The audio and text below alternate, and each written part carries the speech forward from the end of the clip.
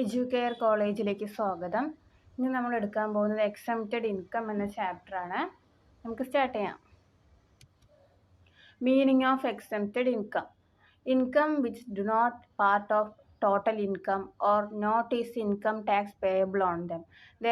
They are called fully exempted income. Income എന്ന് പറയുന്നത് നമ്മുടെ ഇൻകം ടോട്ടൽ ഇൻകത്തിലൊരു പാർട്ട് ആയിട്ടില്ല, ആ ഇൻകത്തിന് ടാക്സ് പേ ചെയ്യേണ്ട ആവശ്യവും ഇല്ല എന്നുണ്ടെങ്കിൽ അതിനെ എക്സംപ്റ്റഡ് ഇൻകം എന്ന് പറയുന്നു.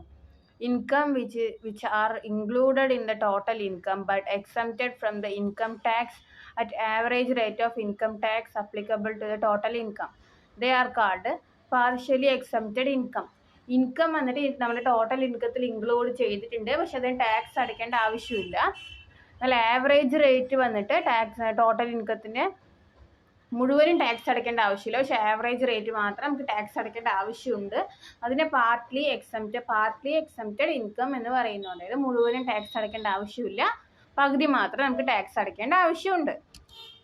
List of exempted income. Exempted ആയിട്ടുള്ള ഇൻകംസ് ഏതൊക്കെയാണെന്ന് നോക്കാം.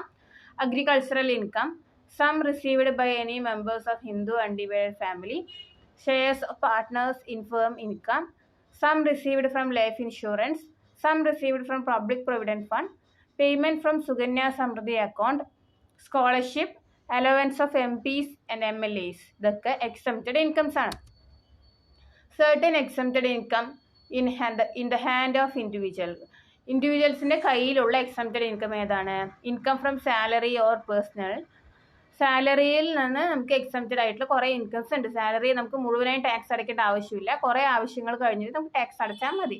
അത് ഏതൊക്കെയാണെന്ന് വെച്ചാൽ leave, travel concession, allowance and requisites required from abroad, death cum requirement gratuity, commuted amount on pension, enhancement earned leave, compensation due to retrenchment, income tax paid by employer on perquisites. ഇവയിലൊന്നും നമുക്ക് tax അടയ്ക്കേണ്ട ആവശ്യമില്ല സാലറിയിൽ വരുമ്പോൾ കേട്ടോ. Exempted income of certain institution or funds. Certain ഇൻസ്റ്റിറ്റ്യൂഷൻസിനും ഫണ്ട്സിനും ഉള്ള എക്സംപ്റ്റഡ് ഇൻകംസ് ഏതൊക്കെയാണെന്ന് നോക്കാം. Income of local authority, income of scientific research association, income of news agencies, income of certain professional institution, income of regimental funds of armed force, income of funds established for the welfare of employee and their dependents. ഇവയെല്ലാം ഇൻസ്റ്റിറ്റ്യൂഷൻസിനും ഫണ്ട്സിനും exempted ആയിട്ടുള്ള incomes ആണ്. Income from charitable and religious trust and political parties. അതെന്താണെന്ന് നോക്കാം. Section 11, 12, 13 and 13A deals with the income of charitable and religious trust and the income of political parties. Income charitable ട്രസ്റ്റും ചാരിറ്റബിളും religious ട്രസ്റ്റിലും income of political പാർട്ടീസിലൊക്കെ income of political parties എന്നിവയിൽ നിന്നുള്ള income എല്ലാം deal ചെയ്യുന്നത് സെക്ഷൻ 11, 12, 13, 13A എന്നിവയുള്ള loss ആണ്. ഇൻകം ഒക്കെ ഡീൽ ചെയ്യുന്നത്, എന്നിവയുള്ള ആക്ട് ആണ് ഈ ഇൻകം ഒക്കെ ഡീൽ ചെയ്യുന്നത്. ഓക്കെ, എന്താ പറയുക, സെക്ഷൻ 11, 12, 13, 13A എന്നിട്ടുള്ള ആക്ട് ലോസ് വെച്ചിട്ടാണ് നമ്മളിത് charitable, religious trust and income from political parties എല്ലാം ഇവയിൽ നിന്നെല്ലാം കിട്ടുന്ന ഇൻകംസ് ഡീൽ ചെയ്യുന്നത്. The income of charitable and religious trust and political parties R exempted under the income tax act. ഈ മൂന്നെണ്ണവും, അതായത് income from charitable and religious trust and political parties, ഈ മൂന്നെണ്ണത്തിലും കിട്ടുന്ന income നമ്മൾ ടാക്സ് അടയ്ക്കേണ്ട ആവശ്യമില്ല. അത് ഇൻകം ടാക്സിൽ നിന്ന് തന്നെ എക്സംപ്റ്റഡ് ആണ്, ആവശ്യമില്ല, അടയ്ക്കേണ്ട ആവശ്യമില്ല. Income of charitable trust and religious trust. Charitable purpose. Charitable trust പറഞ്ഞത് ചാരിറ്റബിൾ പർപ്പസിന് വേണ്ടി യൂസ് ചെയ്യുന്നതാണ്. അതിന് എന്തൊക്കെയാണ്, എന്താ പറയുക, പർപ്പസ് അത് ഏതൊക്കെയാണ്, ചാരിറ്റബിളിൻ്റെ പർപ്പസ് ഏതൊക്കെയാണ് ഇൻക്ലൂഡ് ചെയ്തിട്ടുള്ളതെന്ന് വെച്ചാൽ റിലീഫ് ടു ദ പൂവേഴ്സിന് റിലീഫ് ചെയ്യുക, promotion of education or literacy, hospital or medical facilities for public at no cost, any other activity to category of charitable purpose.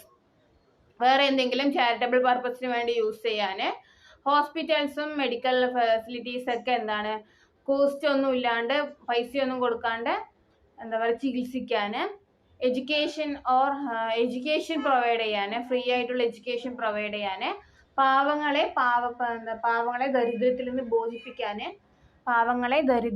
മോചിപ്പിക്കാനൊക്കെയാണ് നമ്മൾ ചാരിറ്റബിൾ ട്രസ്റ്റ് ഒക്കെ use ചെയ്യുന്നത്. ഇതൊക്കെയാണ് അതിന്റെ main purpose എന്നും പറയുന്നത്.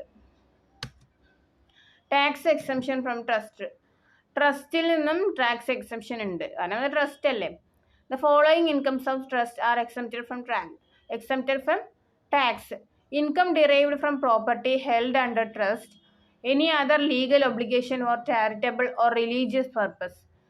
നമ്മൾ income കിട്ടില്ലേ ട്രസ്റ്റിന്റെ അടിസ്ഥാനത്തിലുള്ള ട്രസ്റ്റിന്റെ കൺട്രോളിലുള്ള പ്രോപ്പർട്ടിയിൽ നിന്നോ അല്ലെങ്കിൽ ഏതെങ്കിലും ചാരിറ്റബിൾ ട്രസ്റ്റിനോ ചാരിറ്റബിൾ ട്രസ്റ്റ് ഭാഗമായിട്ടുള്ള ലീഗൽ ഒബ്ലിഗേഷൻസിൽ നിന്നോ കിട്ടുന്ന ഇൻകം, അതായത് ചാരിറ്റബിൾ അല്ലെങ്കിൽ റിലീജിയസ് പർപ്പസിന് വേണ്ടി യൂസ് ചെയ്യുന്ന പ്രോപ്പർട്ടിയിൽ നിന്ന് കിട്ടുന്ന ഇൻകവും അല്ലെങ്കിൽ ഏതെങ്കിലും വേറെ ലീഗൽ ഒബ്ലിഗേഷൻസിൽ നിന്ന് കിട്ടുന്ന ഇൻകം എല്ലാം ടാക്സ് അടയ്ക്കേണ്ട ആവശ്യമില്ല.